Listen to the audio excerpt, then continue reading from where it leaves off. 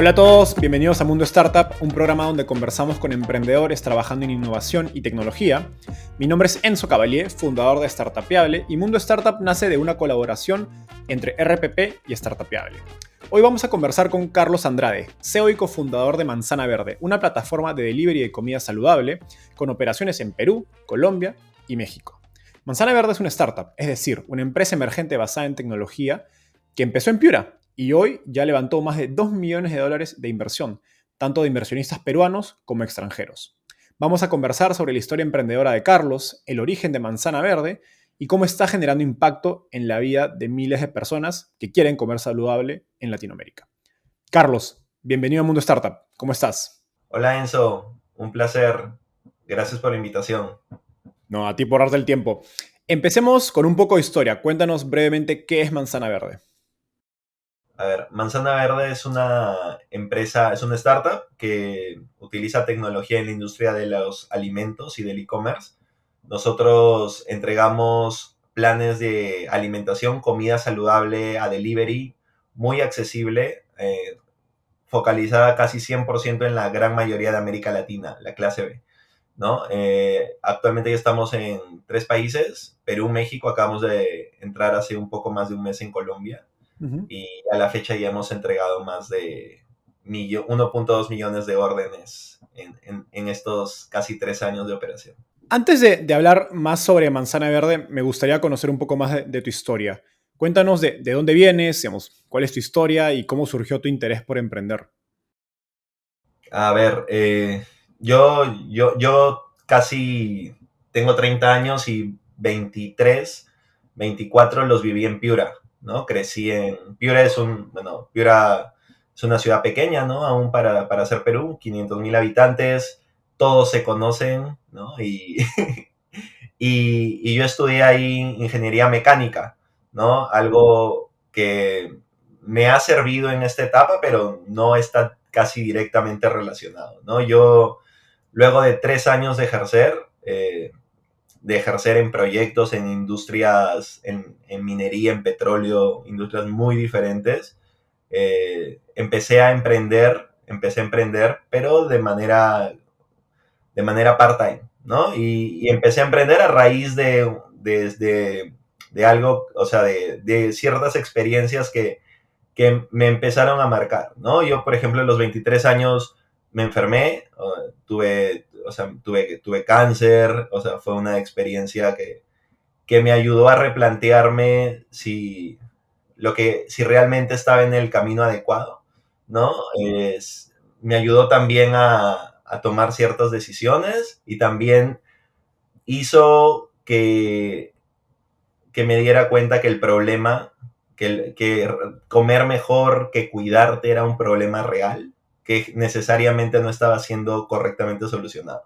Entonces, todo eso se juntó. En esa época me reencontré con mi socia, Lari. Yo la conocía desde la universidad, pero ella también tenía una identificación similar con el problema en ese mismo momento, porque ella había estado como 10 años luchando con temas de sobrepeso y también había trabajado en auditoría, entonces 3, 4 años en Lima. Entonces, en ese momento ambos regresamos a Piura y fue como que, wow, y decidimos armar algo. Montamos Manzana Verde como un negocio, como suelen empezar las cosas, ¿no? Simplemente arrancando, ¿no? Y luego empiezan a evolucionar, evolucionar y ya te das cuenta que estás muy metido en el proyecto, ¿no? Arrancó como un negocio muy tradicional, como un delivery, una dark kitchen que operaba en Piura y casi desde el primer momento nos dimos cuenta que estábamos solucionando una necesidad real y eso fue muy, muy interesante, ¿no? En el inicio. Cuéntanos qué es un Dark Kitchen. Dark Kitchen es una cocina que solo se crea para poder operar en delivery, ¿no? No atiende al público directamente en el lugar, sino solo se crea especialmente diseñado para entregar por delivery, ¿no? Ahora, como nos explicabas hace un momento, digamos, tecnología es una industria aún pequeña en Perú y menos en Piura donde inicias Manzana Verde. ¿Cómo, digamos, te empiezas a interesar por el mundo de tecnología ¿Y cómo empiezas a desarrollar una red de contactos o mentores con quienes pues, compartir e ir aprendiendo? De hecho, la tecnología fue en el camino como un medio, ¿no? Cuando arrancamos con el negocio, con la cocina, con el delivery, eh, al poco tiempo nos dimos cuenta, ok, estamos solucionando una necesidad real, pero queremos crecer más rápido. Y ahí nos topamos con ciertas limitaciones, ¿no? Limitaciones de caja, limitaciones también de gente, ¿no? Y también de acceso a oportunidades. Ahí fue cuando empezamos a pensar, ok, ¿qué opciones tenemos? Una opción, empezar a franquiciar, ¿no? Empezar a desarrollar un modelo de franquicias. Y ahí, en ese momento, cuando ya estábamos evaluando eso, fue que eh, nos conocimos o empezó a formarse el ecosistema emprendedor en Piura, porque fuimos parte de la primera generación de la primera incubadora fuera de Lima, me parece, de la Universidad de Piura. Nosotros fuimos seleccionados, creo que porque teníamos ventas, ni siquiera fue porque estuviéramos relacionados con tecnología, ¿no? Entonces, pero creo que en esa etapa cuando se construye algo, mucho ellos mismos no, o sea, estaban empezando, pero una de las cosas más importantes que hicieron fue contactarnos con emprendedores, con personas que ya habían recorrido el camino, y creo que en esa etapa eso fue lo más clave, porque nos hizo ver que tomando el camino de utilizar tecnología podíamos escalar el negocio, ¿no? Y era otro camino, y era un camino que a mí particularmente me pareció más divertido. Entonces decidimos tomarlo, y, y a partir de ahí fue que se empezaron a dar varias cosas, ¿no? Cuéntanos un poco más de esa experiencia en incubadora. O sea, ¿qué es una incubadora y como, qué herramientas o recursos tiene que te permiten conectarte con este ecosistema emprendedor que nos estabas contando?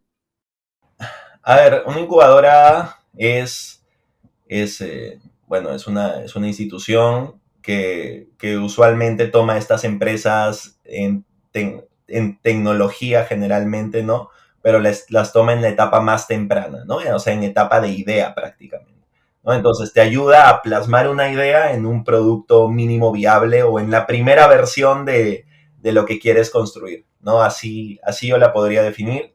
Eh, Creo que fue muy acertado porque en ese momento, ¿no? En que año 2017 me parece, ¿no?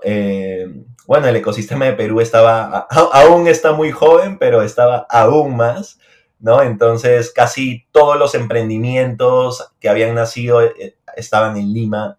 Entonces fue, creo, uno de los primeros esfuerzos para empezar a descentralizar eso, ¿no? Y eso hasta ahora es algo que me, que me tiene bastante comprometido, ¿no? Ver la forma de descentralizar esto. Y creo que todo este tema del trabajo remoto ha un poco democratizado esas oportunidades, ¿no? ¿Y qué los lleva a mudarse a Lima? Entramos durante la etapa en Piura. De hecho, ya estábamos dándole vueltas a mudarnos en Lima. Ya estábamos diseñando el modelo de negocio, ya utilizando tecnología, pero simplemente no tomábamos la decisión. Entonces llegó un punto en que nosotros entramos a otro organismo dentro del ecosistema, pero en una etapa un poco más avanzada, que es una aceleradora de emprendimientos, que lo que hace es llevar a una empresa desde tener un producto y tus primeras ventas a empezar a escalar, ¿no? A crecer con cierta rapidez. Y Foodtech Ventures, esta institución, y la primera semana que llegamos nos dijeron, ¿cuándo abren? ¿Cuándo abren en Lima?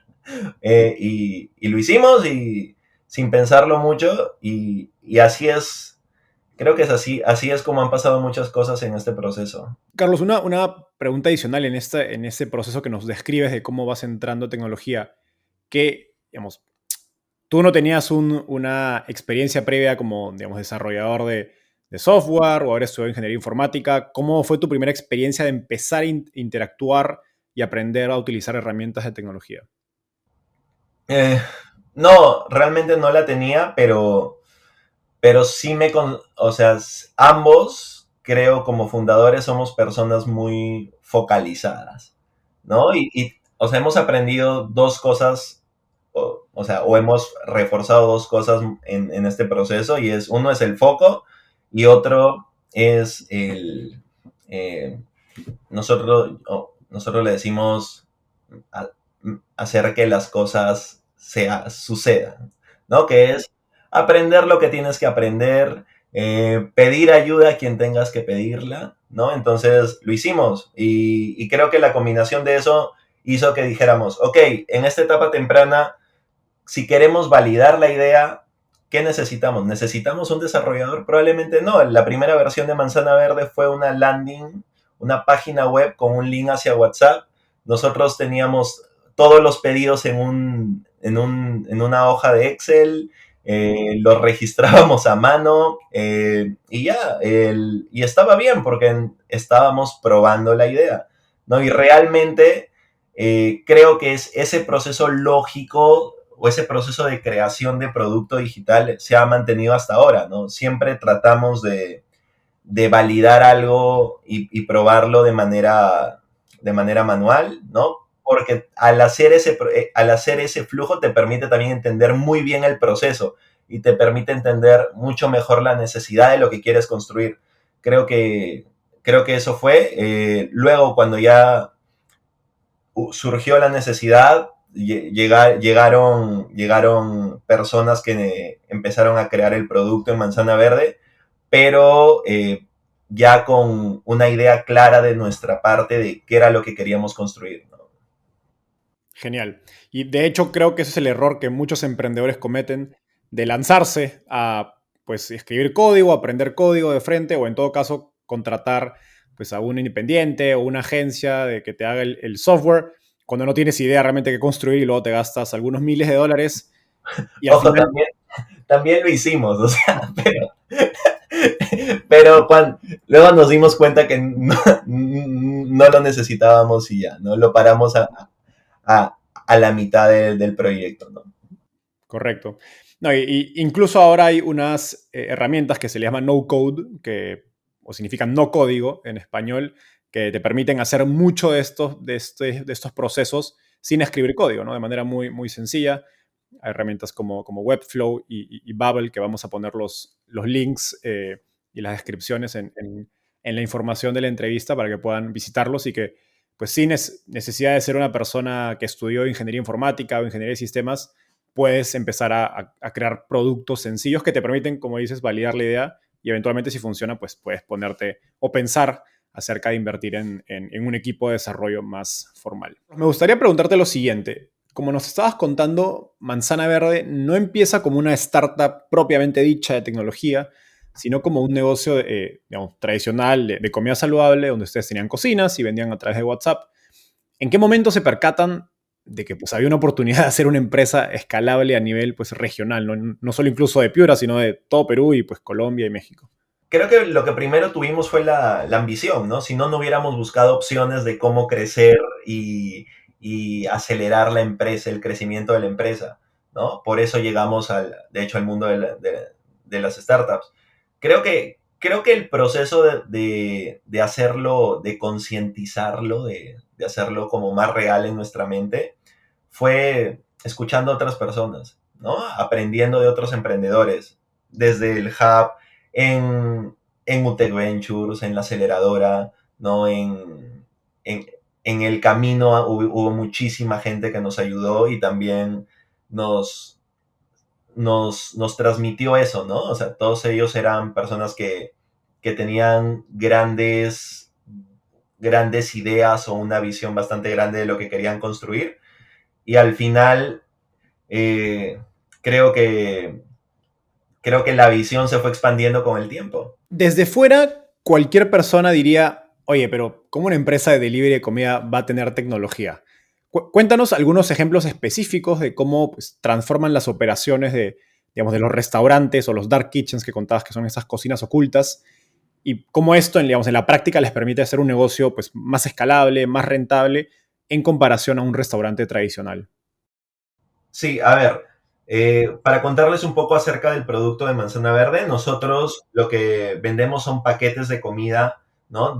Que tienen tres características. La primera es, tienen un componente muy fuerte nutricional, entonces los usuarios pueden comprar platos con tamaños específicos de acuerdo a sus necesidades y recibirlo diariamente en la dirección que ellos deseen. ¿No? Hay una flexibilidad muy grande ahí. Luego son variados, entonces tenemos 3 opciones cada día, no repetimos opciones en un mes y medio y son muy asequibles, desde $4, incluido el delivery, ¿no? Entonces, combinar esto, ¿no? O sea, imagínate, actualmente estamos entregando como 6,000 pedidos al día, entonces entregar 6,000 órdenes de tamaños de platos diferentes, a direcciones diferentes, a personas específicas, a tiempo, es una tarea logística muy compleja que sería muy difícil si no hubiera tecnología de por medio, ¿no? Y haberlo hecho a un nivel de crecimiento bastante alto. Entonces, al final es eso, ¿no? Detrás de eso está poder operar con estos partners, ¿no? Con estos socios locales, estas cocinas locales, y darles el software para que ellos puedan producir de manera estandarizada estos platos en ubicaciones diferentes, ¿no? Ellos tienen una plataforma, por ejemplo, en donde ellos pueden acceder a todas las recetas estandarizadas, ver la calidad de los insumos que necesitan, ver qué es lo que necesitan comprar, qué es lo que necesitan preparar para tener desperdicio casi nulo, ¿no? Y maximizar sus ganancias, ¿no? Porque al final esta cadena es un ganar-ganar para ambos, ¿no? Entonces, hemos construido tecnología en todo el proceso para hacer todo este proceso logístico tan complejo posible, ¿no? Ujú. Qué interesante lo que nos acabas de describir, porque creo que muestra un poco estos cambios de paradigma donde compañías de tecnología hacen cosas sin ser dueños de los activos, ¿no? O sea, pues Uber no tiene taxis, ¿no? Cuéntanos un poquito más cuál es la relación con estos socios que mencionas, que son cocinas, que, digamos, con las que se asocia Manzana Verde y les permiten vender comida sin necesidad de ustedes ser pues dueños de restaurantes e invertir en pues alquileres, todo el equipamiento de la cocina, etcétera, que sería lo que cualquier persona que quisiera vender comida usualmente tendría que invertir.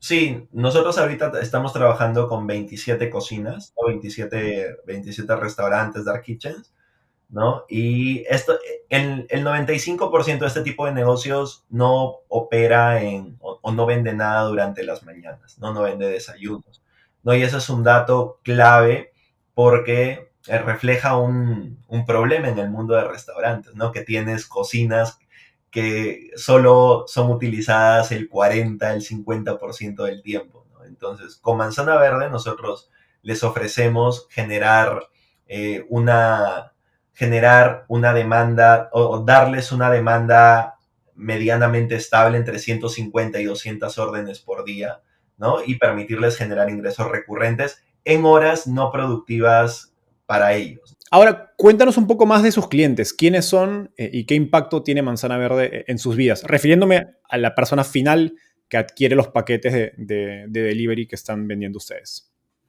Sí, en realidad los clientes son muy parecidos a mí, a mi socia. No, nosotros realmente empezamos esto porque éramos parte del target, ¿no? Ese target que trabaja 8 hasta 10 horas al día, que está en una oficina, ¿no? Que a veces almuerza sentado frente a su computador, ¿no? Entonces, que quiere estudiar algo luego del trabajo, ¿no? Entonces, o que quiere seguir creciendo profesionalmente. Entonces, sí, es el target de oficinistas. Eh, nosotros atacamos esto porque vimos la necesidad de una suerte de democratizar, ¿no? De llevar todo este mundo de saludable a este gran grupo, ¿no? Porque al final, si tú tienes la posibilidad de tener alguien que te cocina o tienes la posibilidad de tener o sea, o de tener más libertad de tiempos, probablemente ser saludable no sea un reto tan grande. En esa línea, cuéntanos un poco más de la visión, porque pues, yo recuerdo cuando Manzana Verde hace 2 años era un delivery de comida. Hoy día tienen una aplicación, digamos, de salud nutricional, donde pues, hay varios datos, yo lo he utilizado. Entonces, cuéntanos un poco más hacia dónde están yendo, porque no, digamos, claramente no quieren ser solo una suscripción de comida, tienen planes mucho más ambiciosos que esos.